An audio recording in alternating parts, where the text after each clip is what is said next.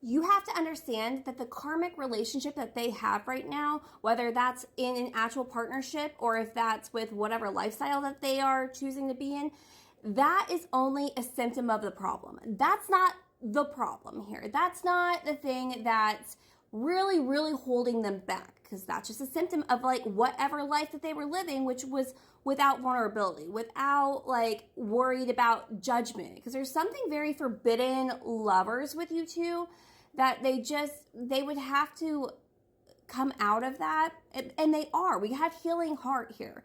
There's something about you being so just open and honest that really speaks to them, and like, what do I need to do to fix this? Because I get myself into these predicaments because I'm not really indulging in the person that I am, because I feel like I'd be judged for it. Like, there's a lot of that. Like, they hold back every part of who they are because they feel like who they are isn't accepted.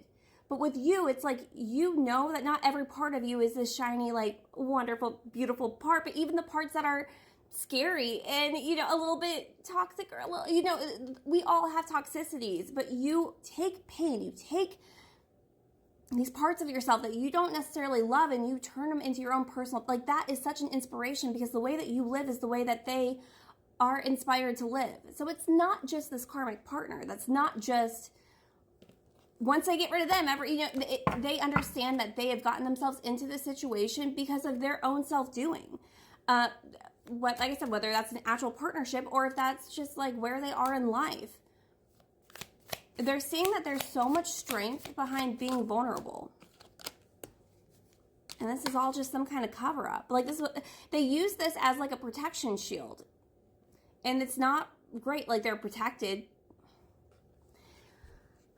There's something about, like, they kind of have this energy of like, you won't like who I am if you see who I am, but you see who they are.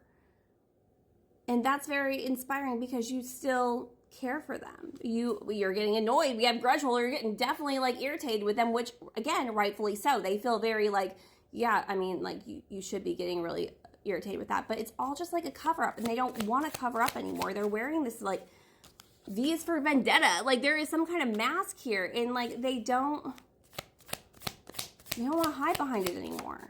It's not serving them. Greed. It's not serving them. It feels like for them, they're both, that they've been filling a role, that they would need to play this role in order to obtain the things that they want in life. And that's like why they've kind of avoided all of whatever you spark in them. And when I see the boat here, I'm thinking of like the Six of Wands and how that's like a transitional card, like moving into smoother waters. Yeah, it might be a little bit more scary with you because you are very open and honest and vulnerable, and you don't care if people do like you. That's the thing though, like, they are scared that people won't like them for the choices that they make in life, or the person that like they truly are.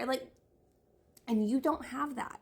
You don't care if people like you or not. And it's like your ability to be 1000% authentic. It's a better way to live, even if other people don't like you for it.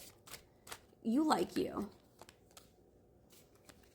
This is a man-made disaster.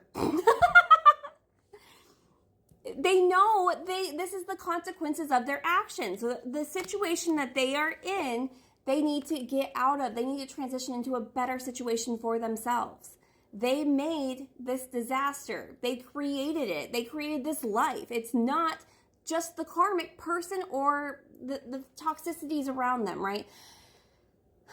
They made this because they kept hiding who they were, because they were afraid that nobody would like who they really were, but you like me for me.